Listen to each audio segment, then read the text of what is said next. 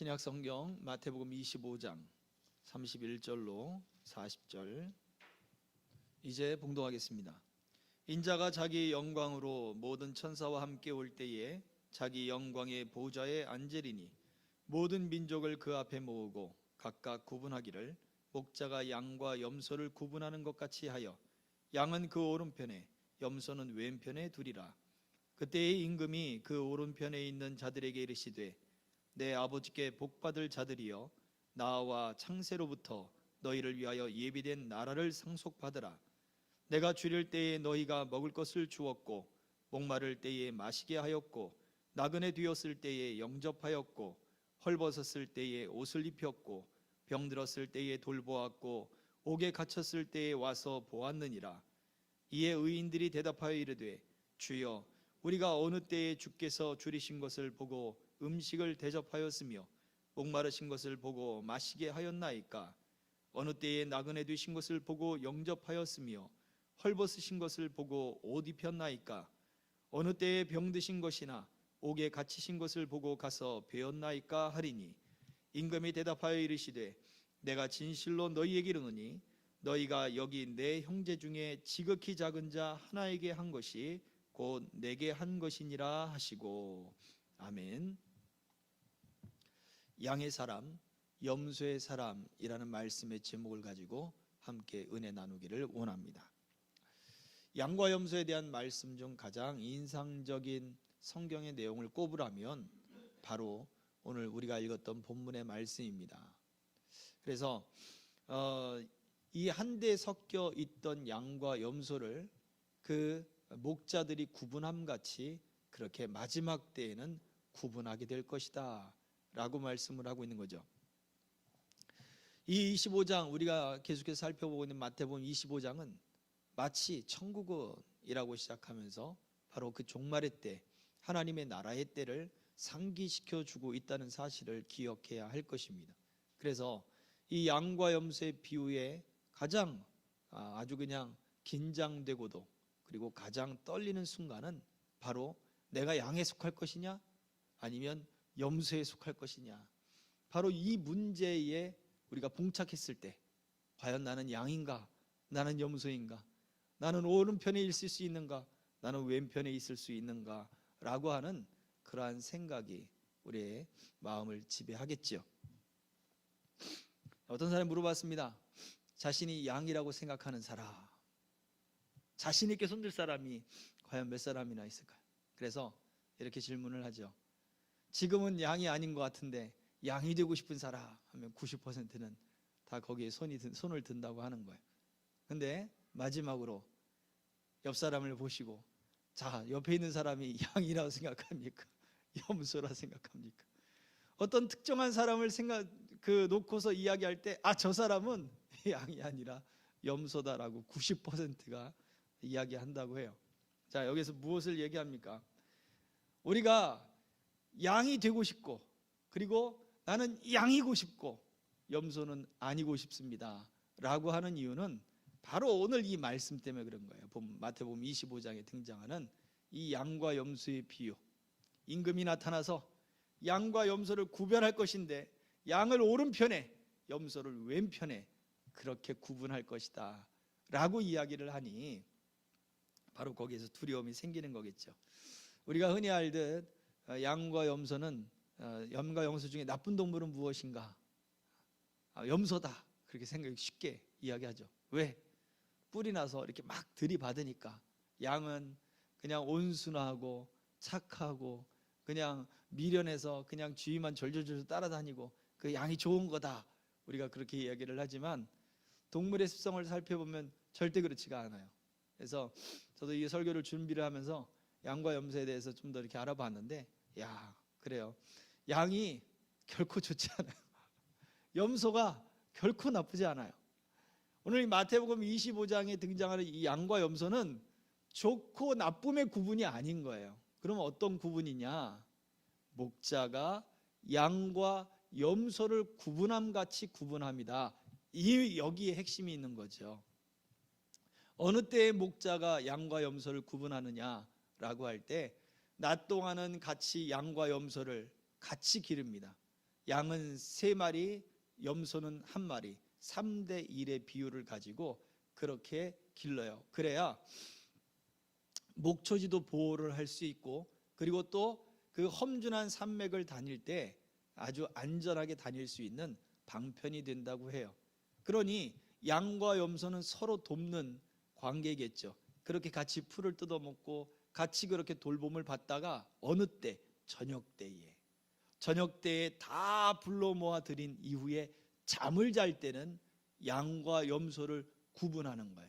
그래서 양은 어디에다가, 우리의 가장 바깥쪽에다가 양을 두고, 우리의 안쪽 가장 따뜻한 곳에는 염소를 둔다는 거예요. 이유가 뭘까요? 양은 차가운 걸 좋아하고 염소는 따뜻한 걸 좋아하기 때문에 그래요.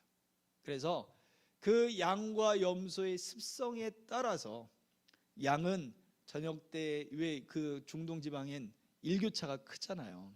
그래서 염소는 따뜻한 걸 좋아하기 때문에 안쪽, 우리 그 굴 안쪽에다가 따뜻하게 모아 드리는 것이고, 양은 낮 동안은 굉장히 뜨거운 거예요. 더운 걸 싫어하는데 털도 많고 어떻게 해요? 그래 밤에는 서늘하고 시원하고 바람도 잘 부는 바로 우리의 바깥쪽에다가 이렇게 둔다라고 하는 거예요. 이것을 이 성경 시대에 있는 예수님의 이 비유를 듣는 사람들은 다 아는 거예요. 아, 저녁 때 양과 염소를 구분하듯 예수님이 심판주로 다시 오시는 이때, 하나님이 다시 심판하시는 그 종말의 때가 되면 우리를 그렇게 구분하겠구나. 그래서 염소에게는 염소에게 맞는 상황에 따라서 모아둘 것이고, 양은 양에게 맞는 상황에 따라서 모아둘 것이구나. 의인은 의인의 상황에 맞는 상태에 따라 하나님이 보상을 주시고 위로해 주시고 상을 주시고 칭찬을 주시는데,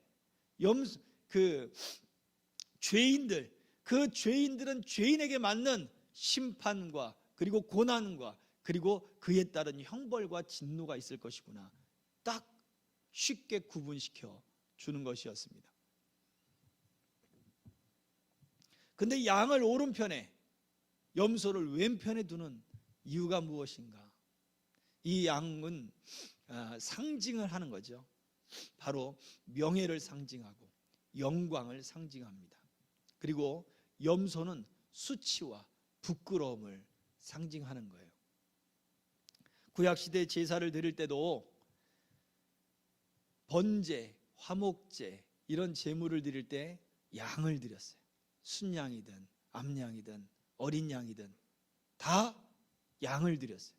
그런데 속죄제, 속건제 이런 죄와 관련되어서 부끄러움의 제사를 드릴 때는 다 염소를 드렸어요.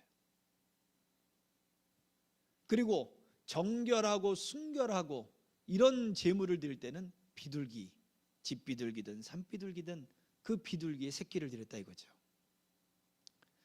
사람들이 지금 예수님의 말씀을 듣고 있는 이 사람들은 양을 오른편에 두었다는 이야기가 무슨 의미인지 아는 거예요. 양이 어떤 상징을 갖고 있는지, 염소가 어떤 상징을 갖고 있는지, 좋고 나쁨이 아니라 하나님 앞에서 영광스럽고 명예롭고 그리고 감사하고 기쁜 그러한 상징을 가진 존재들이 오른편에, 부끄럽고 수치스럽고 죄스럽고 그리고 저주스러운 그러한 상황에 그러한 상징을 가진 사람들은 왼편에. 그래서 이 임금이 이야기하는 거예요. 임금이 돌아와서 하는 이야기입니다. 내 오른편에 있는 사람들에게, 그들에게 칭찬하는 거죠. 오늘 본문에 35절 36절입니다. 같이 읽어봅니다. 내가 줄일 때에 너희가 먹을 것을 주었고 목마를 때에 마시게 하였고 나그네 되었을 때에 영접하였고 헐벗었을 때에 옷을 입혔고 병들었을 때에 돌보았고 옥에 갇혔을 때에 와서 보았느니라. 오른편에 있는 사람들에게 너희를 위하여 창세로부터 예비된 나라를 받으라. 그 조건이 뭐냐 하니 방금 우리가 읽었던 이 말씀인 거예요.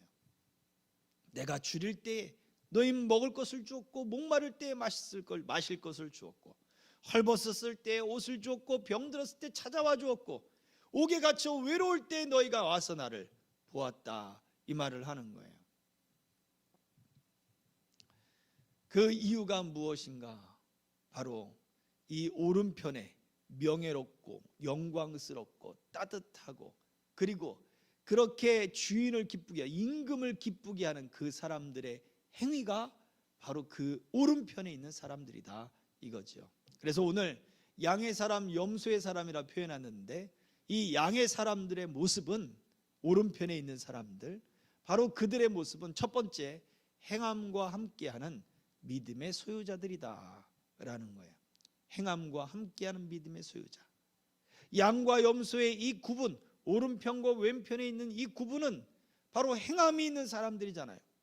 작은 자에게 먹을 것을 주고 하는 그러한 모습들, 의인들이 이야기를 합니다. 뭐라고 이야기를 하나요? 37절부터 쭉 읽어볼게요. 이에 의인들이 대답하여 이르되 주여 우리가 어느 때에 주께서 주신 것을 보고 음식을 대접하였으며 목마르신 것을 보고 마시게 하였나이까? 어느 때에 나그네 되신 것을 보고 영접하였으며 헐벗으신 것을 보고 옷 입혔나이까? 다음이요. 어느 때에 병드신 것이나 옥에 갇히신 것을 보고 가서 배웠나이까 하리니, 오히려 칭찬받은 사람들이 우리가 어느 때에 그런 일들을 했습니까? 저희는 기억이 없는데요 라고 말을 해요. 임금이 말을 한 거죠. 40절 시작. 임금이 대답하여 이르시되 내가 진실로 너희에게 이르노니 너희가 여기 내 형제 중에 지극히 작은 자 하나에게 한 것이 곧 내게 한 것이니라 하시고, 그래요. 가장 지극히 작은 자에게 베풀었던 따뜻함인 거예요. 작은 자에게 베풀었던 뭐예요? 그냥 조그만 베품이었던 거예요. 이 사람의 행위가 임금이 보기에 그것은 나에게 행한 것이다 라고 말을 하죠. 그렇다면 이 말씀은 그냥 도덕법입니까? 도덕률입니까? 우리가 이런 것들을 하면, 우리가 어떤 윤리적이고 도덕적인 삶을 살면 천국에 가는 것입니까? 그 이야기가 아니라 바로 이 오른편에 있는 사람들의 모습은 그 믿음이 그의 행함과 함께 일한 모습이다 이거예요. 우리가 언제 그런 일을 했습니까? 라고 묻는 것은 기억이 없는데요. 그런데 임금은 아는 거예요. 너희가 그렇게 행동했다. 너의 삶이 그런 삶을 살아왔다. 저는 기억도 없는데요. 이런 상을 받을 만한 나는 그런 일을 한 기억이 없습니다. 이 이야기인 거죠. 그런데 반대로 이야기를 하면 그 오른편에 있는 사람들도 똑같은 이야기를 하는 거예요. 오른편에 있는 사람, 왼편에 있는 사람들, 그들도 똑같이 이야기를 해요. 우리가 언제 그런 일을 하지 않았습니까? 라고 묻는단 말이에요. 이런 이야기가 마태복음 7장을 보면 비슷한 이야기가 등장해 있는데요. 7장 21절 읽어볼게요. 시작. 나더러 주여 주여 하는 자마다 다 천국에 들어갈 것이 아니요 다만 하늘에 계신 내 아버지의 뜻대로 행하는 자라야 들어가리라. 나더러 주여 주여 하는 자가 아니라 내 아버지의 뜻대로 행하는 자가 천국에 들어갈 것이다 라고 말을 하자, 그 다음 절에 뭐라고 이야기를 하고 있냐면 시작. 그날에 많은 사람이 나더러 이르되 주여 주여 우리가 주의 이름으로 선지자 노릇하며 주의 이름으로 귀신을 쫓아내며 주의 이름으로 많은 권능을 행하지 아니하였나이까 하리니, 우리가 주의 이름으로 권능을 행했고 주의 이름으로 병자를 낫게 했고 주의 이름으로 귀신을 쫓아내지 않았습니까? 라고 이야기해요. 주의 이름으로 우리가 이 일들을 행했습니다. 그러자 다음 절에 예수님 뭐라고 하세요? 다음 절 시작. 그때에 내가 그들에게 밝히 말하되 내가 너희를 도무지 알지 못하니 불법을 행하는 자들아 내게서 떠나가라 하리라. 불법을 행하는 자들아, 그들은 불법을 행한 거예요. 무슨 얘기예요? 법이 아니다. 무슨 이야기입니까? 하나님이 원하는 것이 행동이 아니었다는 이야기예요. 너희는 내가 원하는 행동을 한 것이 아니라는 거예요. 주의 이름으로 그 행동을 했다 할지라도, 귀신을 쫓아냈고 병을 고쳤다 할지라도 내가 원하는 행동이 아니었다는 거죠. 출애굽기에 가데스 바네아에서 정탐꾼들을 보내죠. 그리고 나서는 40일 동안 정탐을 하고 돌아와서 보고를 받고, 그 다음에 어떻게 해요? 두 사람이 포도농굴 하나를 어깨에 메고 딱 끼워왔는데 얼마나 좋습니까? 하나님이 약속한 땅은 이렇게 좋은 땅이다 이래놓고서, 근데 그 땅은 성이 높고 거기는 거대한 사람들이 살고 있고, 우리는 그 앞에 가면 그냥 우리는 끝났다. 악평을 누려놓고 불평을 누려놓고 사람들에게 울며 그리고 하나님께 원망하는 분위기를 싹 만들어 버렸어요. 그때 하나님이 내가 너희의 이야기를 그대로 들었다. 너희가 말한 그대로 너희들은 광야에서 다 죽을 것이고 너희의 자손들만, 너희의 자녀들만 그 땅에 들어가리라. 그리고 광야로 쫓아버리시죠. 그런데 사람들이 밤새도록 그렇게 울부짖다가 아침에 하나님이 그 응답을 딱 듣자마자 정신이 차려가지고 아이쿠야, 이러면 안 되지, 올라가자, 하나님이 약속한 땅으로 올라가자. 다 같이 일어나가지고 산으로 올라가요. 가나안 땅으로 들어간단 말이에요. 그때 모세어를 묻는다. 가지 말아라, 하나님이 너희와 동행하지 않는다. 아닙니다, 우리는 하나님의 이름으로 가나안 땅으로 올라갈 것입니다. 어제는 실수했습니다. 가나안 땅으로 갈 것입니다. 올라갔어요. 어떻게 됐습니까? 홀이라고 하는, 호르만가 홀이라고 하는 그러한 곳까지 저 더 아래쪽에 그 아래 지방까지 쫓겨서 내려왔다 그랬어요. 하나님이 가라 했을 때 갔으면 아무리 높은 성이 있고 아무리 강대하고 아무리 키 큰 아낙 자손이 있다 할지라도 그들을 다 하나님이 이기게 하시고 하나님이 그 땅을 선물로 주시겠다 이거였어요. 그런데 원망하고 불평하다가 하나님이 동행하지 않겠다라고 해서야 드디어 우리가 산으로 올라가자, 하나님의 이름으로 올라가자. 아무리 올라간들 하나님이 동행하시지 않으니까 그냥 쫓겨 내려와 버리고 아주 그냥 망신도 그런 망신이 없었던 거예요. 무슨 이야기입니까? 이게 불법인 거예요. 아무리 주의 이름으로 주여 주여 우리가 선지자 노릇하고 우리가 능력을 행하고 권능을 베풀고 귀신을 내어 쫓고 이런 일을 한다 할지라도 결국 자기가 한 일을 의롭게 드러내는 거죠. 자기가 한 일을 강조하는 거예요. 내가 주의 이름으로 한 일이 얼마나 대단합니까? 이야기를 하는 거예요. 양의 사람들은 늘상 믿음으로 행하는 그 일들이 기억되질 않는 거예요. 왜? 삶이 그러니까. 늘상 믿음으로 행하고 믿음으로 행함으로 그 믿음을 온전하게 하는 일들을 양의 사람들은 하는 거예요. 그러나 염소의 사람들, 그 왼편에 있는 사람들은 간만에 하는 거예요. 간만에 하니까 기억이 나는 거예요. 간만에 하니까 그것이 뿌듯한 거예요. 간만에 하니까 그것이 자랑이 되는 거예요. 오래간만에 공부하는 학생들에게는 간만에 밤을 샜어.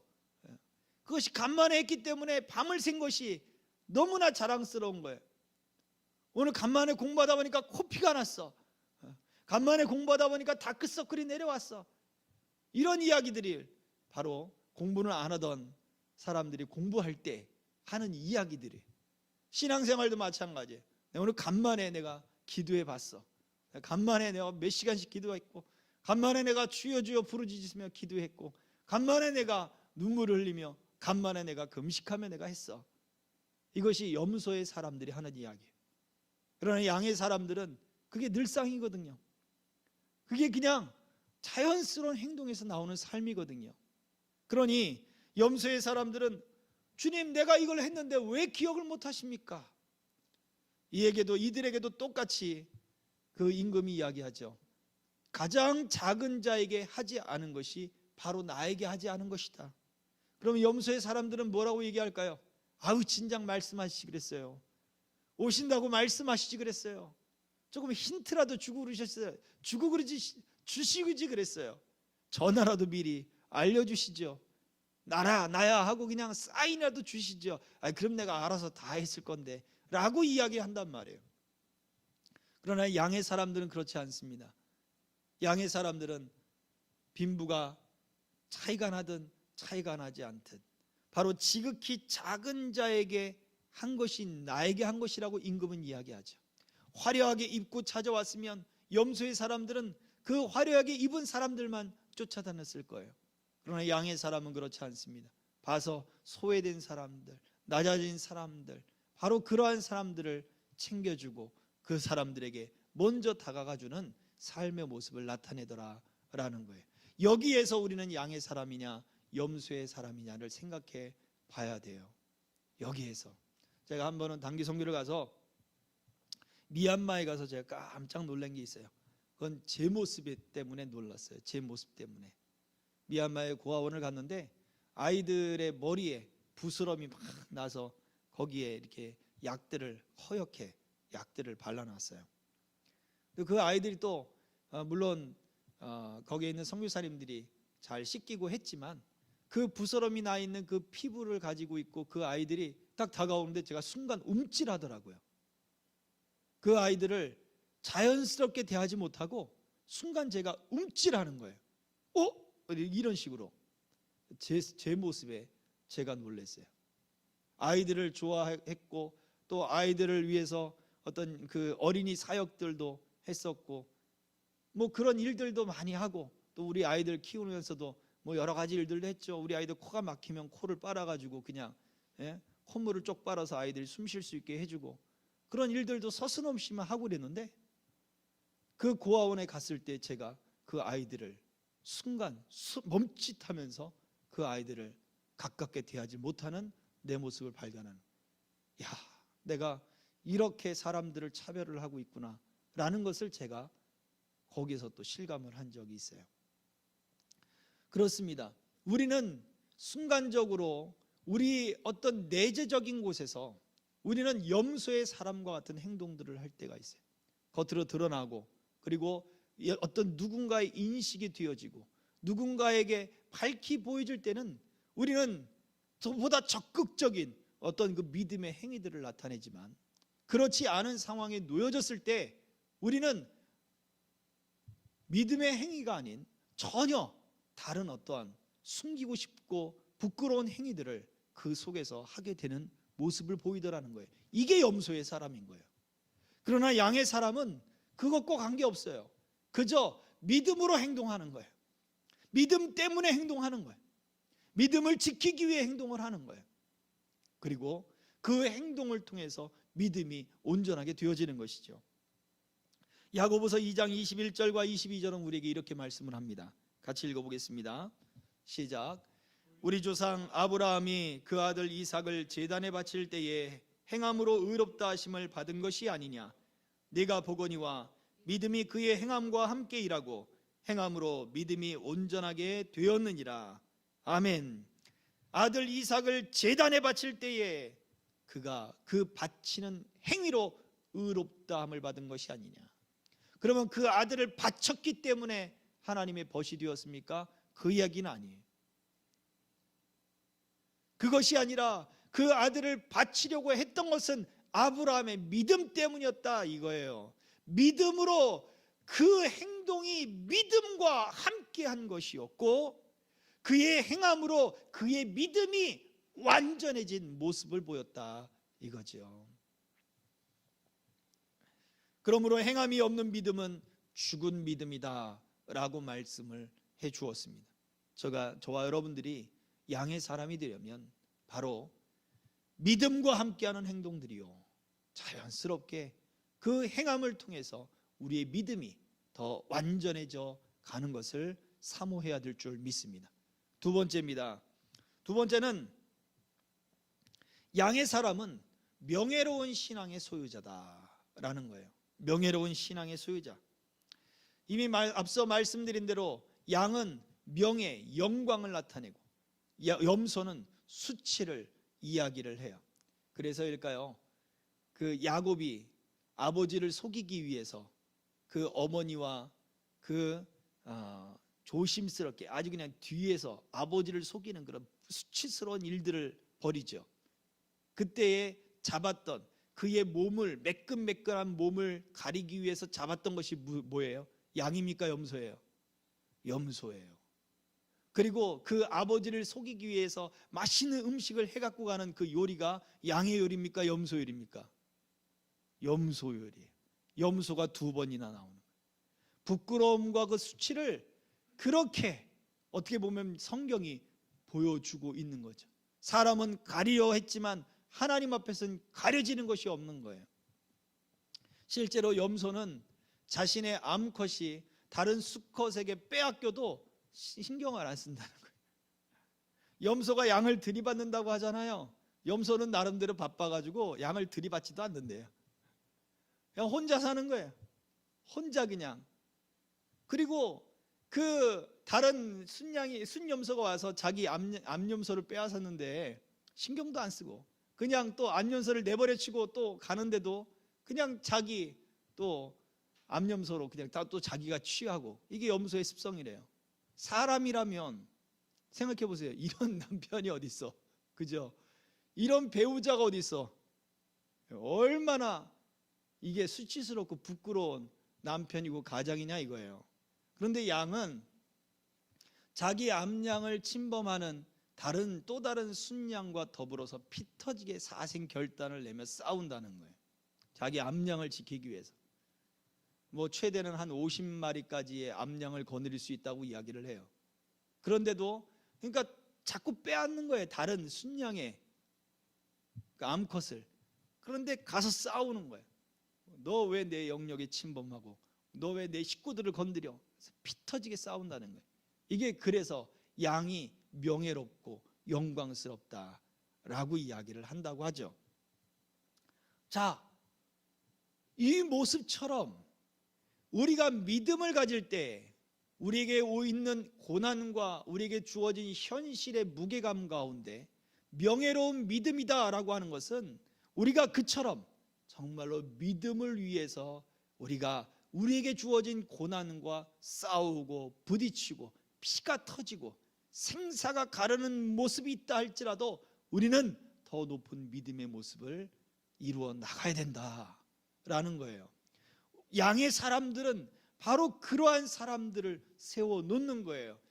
작은 자에게 나눠준다고요? 나도 없는데 내 것을 쓰지 않고 나눠주는 거예요. 있어서 주는 것이 아니라 내 것을 쓰지 않고 주는 거예요. 제가 없어서 절약하는 줄 아십니까? 아니에요. 나를 위해서 1,000원도 생각하면서 써요. 이유가 뭐예요? 없어서 그런 게 아니에요. 하나님이 필요한 만큼 주세요.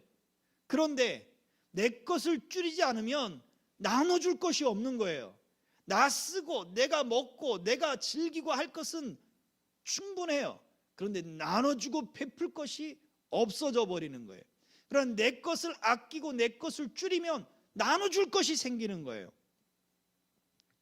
작은 자에게 행했던 그 오른편에 있는 양의 사람들은 바로 그러한 희생을 통하여 나눠줌이 있었던 것인지 그들이 부유하기 때문에 주는 것은 결단코 아니라고 하는 것이에요. 베드로전서 1장 6절 7절은 우리에게 이런 말씀을 합니다. 같이 읽어봅니다. 시작. 그러므로 너희가 이제 여러 가지 시험으로 말미암아 잠깐 근심하게 되지 않을 수 없으나 오히려 크게 기뻐하는도다. 너희 믿음의 확실함은 불로 연단하도 없어질 금보다 더 귀하여 예수 그리스도께서 나타나실 때에 칭찬과 영광과 존귀를 얻게 할 것이니라. 아멘. 우리가 우리가 여러 가지 시험으로 말미암아 근심할 수 있습니다. 걱정이 되고 염려가 돼요. 그럴 수밖에 없지요. 그런데 그럼에도 불구하고 그것을 싸워 이겨야 하는 이유는 바로 금보다도 더 귀한 은혜와 믿음이 우리에게 있기 때문이다 이거죠. 그거 믿음 때문에 칭찬과 영광이 우리에게 나타날 것이다. 야곱을 하나님이 이스라엘로 바꿨어요. 자기가 스스로 발뒤꿈치를 붙잡음으로 자기의 인생을 바꿔보려고 했는데 하나님은 어떻게 해요? 야곱에게 네 스스로 너의 그 사람들의 발뒤꿈치를 붙잡듯 그렇게 붙잡은다고 해서 네가 모아지는 것이 아니다. 네가 세워지는 것이 아니다. 어떻게 해요? 하나님이 붙잡게 하심으로 네가 세워지는 것이다. 그래서 이제는 자기가 붙잡는 자가 아니라 하나님이 붙잡도록 만들어주시는 자, 자기가 이기려고 하는 자가 아니라 하나님이 이기도록 만들어주시는 자, 그래서 이스라엘로 이름을 바꿔주셨어요. 그 이스라엘이라고 하는 문자 그대로 한 여인에게도 똑같은 이름이 적용이 되는데 그게 누굽니까? 사라죠. 사라. 이스라엘 사라. 바로 그 문자가 그대로 들어가 있는 거예요. 사라도 이긴 자가 되는 거예요. 어떻게 해요? 베드로전서 3장 5절 6절 같이 읽어봅니다. 시작. 전에 하나님께 소망을 두었던 거룩한 부녀들도 이와 같이 자기 남편에게 순종함으로 자기를 단장하였나니 사라가 아브라함을 주라 칭하여 순종한 것 같이 너희는 선을 행하고 아무 두려운 일에도 놀라지 아니하면 그의 딸이 된 것이니라. 아멘. 사라가 아브라함을 주라 칭하였습니다. 남편을 주님이라 칭했어요.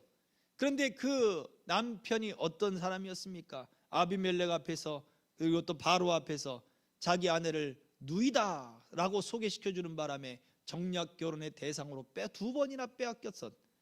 그 남편을 두고 있는 그 아내의 심정이 오죽하겠냐 이거죠.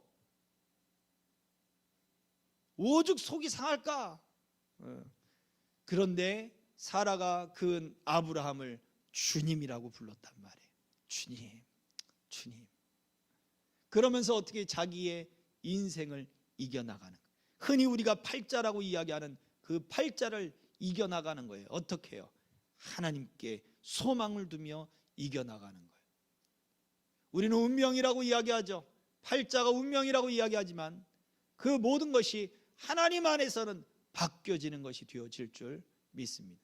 하나님은 분명히 그의 삶을 통하여 놀라운 변화를 일으켜 주셨어요. 그 사라가 사레에서 너는 이제 열국의 어머니 사라가 되래. 이긴 자가 되는 거예요. 놀랍지 않습니까? 또한 그의 태가 죽은 것 같이 되었는데 그를 통해서 자녀가 생산이 되었어요. 이삭이 나왔어요. 하갈과 그의 아들 이스마엘 때문에 사라가 얼마나 가슴을 졸이고 마음을 졸이고 마음 아파하고 그러한 시간들을 보냈던지, 자식을 낳지 못한 그 서름 때문에 얼마나 아파하다가 결국 하갈을 통해서 자녀를 낳으라 했던 그 자기의 일이, 자기의 제안이 오히려 자기에게 또 올무가 되었잖아요. 이건 사레일 때의 이야기들이에요. 그런데 이제는 그가 사라가 되어서 자기의 태의 죽음과 같은 그 상황을 바꾸어 버린 거죠. 그가 바꿨습니까? 아니요. 하나님이 바꾸게 하신 거지. 하나님께 소망을 두니 그의 삶이 바뀌어져 버렸어요. 이것이 바로 무엇입니까? 그 수치스러웠던 그 부끄러움과 그 수치스러웠던 그의 삶이 하나님께 소망을 두었더니, 그의 믿음을 높은 곳에 두었더니 수치가 명예로, 수치가 영광으로 바뀌어져 버렸더라 이거예요. 양의 사람은 그래서 영광의 사람이요 명예의 아주 높은 믿음의 그러한 성취를 이룬 사람들이다 이것입니다. 오늘 이 시간 전까지 우리가 수치스럽고 부끄럽고 그리고 작아지고 낮아지고 할 수 없는 것 같은 존재였다 할지라도 이제 이 시간 이후로 하나님께 소망을 둠으로 양의 사람들이 다 되시기를 주의 이름으로 축복합니다. 우리가 왜 양의 사람이 되어야 되는가? 예수님이 바로 양의 사람의 모습의 삶을 사셨기 때문에 그래요. 그래서 세 번째, 오늘 이 본문 말씀을 통해서 예수님의 모습을 생각해 봐야죠. 예수님은 바로 세 번째입니다.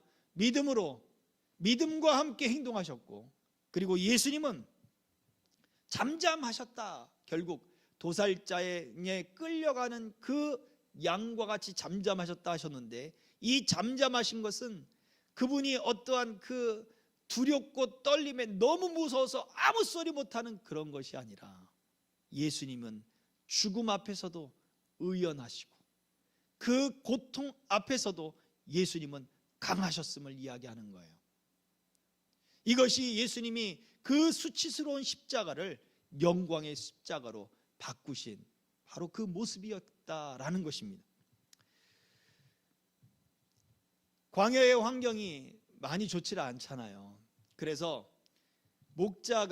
주인이 그 자기의 양을 칠 때 양이 70마리, 100마리가 넘어가면 이제 돈을 주고 목자를 고용할 수밖에 없는 거예요.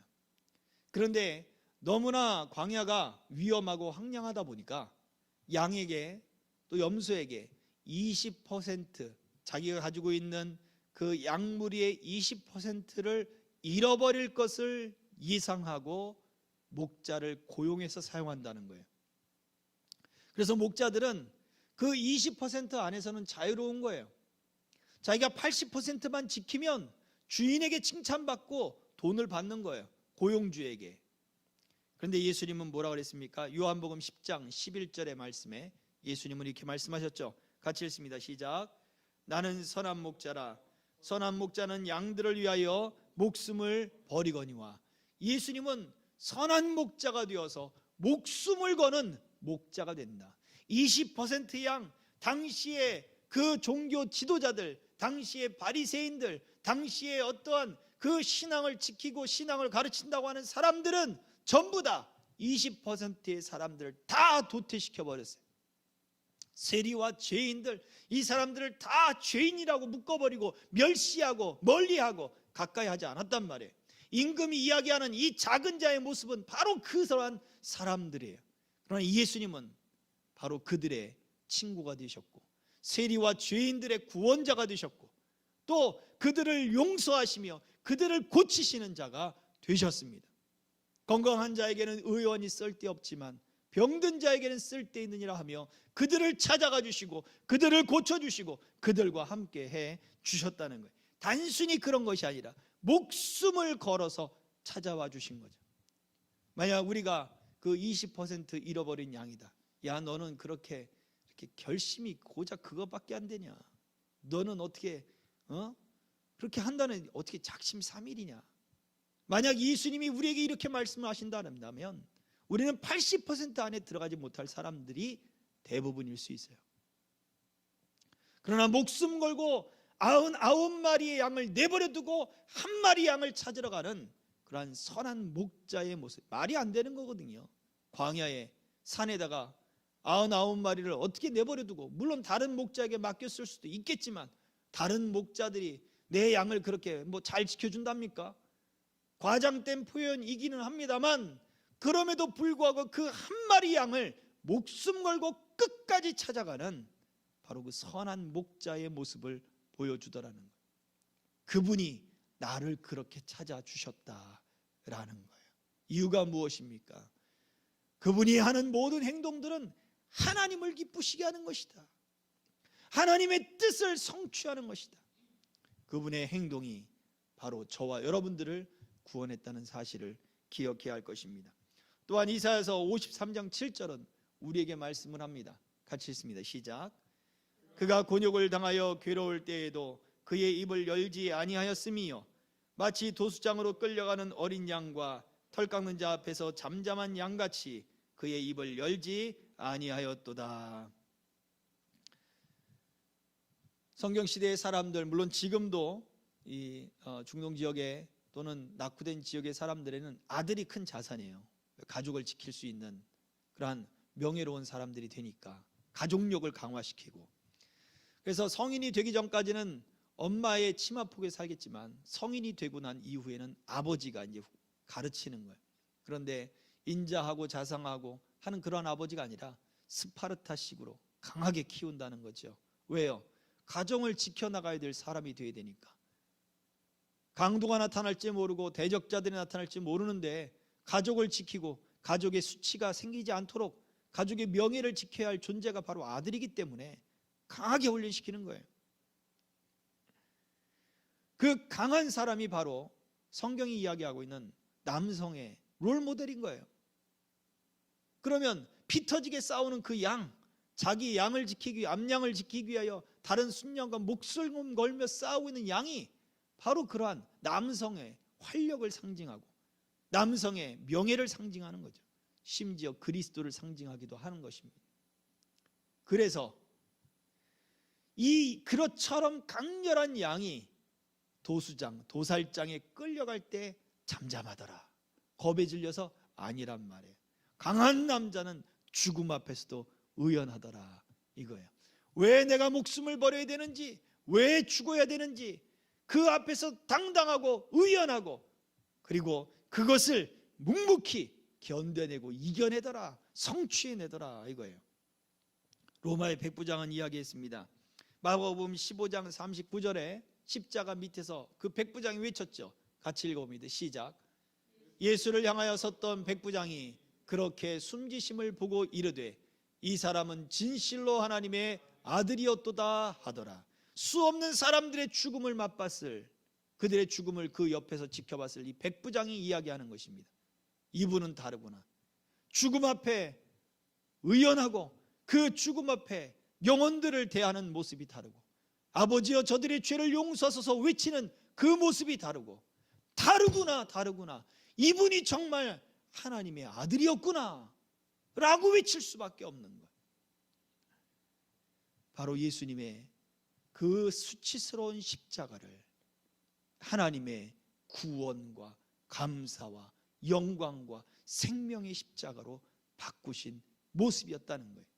자, 우리 예수님도 이 땅에 계실 때 우리와 같은 성정을 가지신 분인데 우리와 함께 이러한 삶을 사셨고, 그 믿음과 함께하는 행동이요, 그 행동으로 예수님이 하나님의 말씀을 온전하게 하시고, 또 예수님은 그 수치와 그 죄와 그 부끄러움을 영광과 명예와 감사와 생명으로 바꾸신 그 예수님을 따라서 우리도 첫 번째 무엇을 해야 됩니까? 믿음으로 함께 행동하자. 그리고 우리의 행함으로 믿음을 온전하게 하자. 이것이 바로 양의 사람의 모습입니다. 두 번째는 무엇입니까? 우리에게 놓여진 삶의 여러 가지 어려움들과 시련들과 또 여러 가지 인생의 구비구비, 그러한 고비들이 있다 할지라도 가장 높은 믿음의 명예, 하나님께 소망을 두고 이 믿음의 선한 싸움을 싸워나갈 수 있기를 주의 이름으로 축복합니다.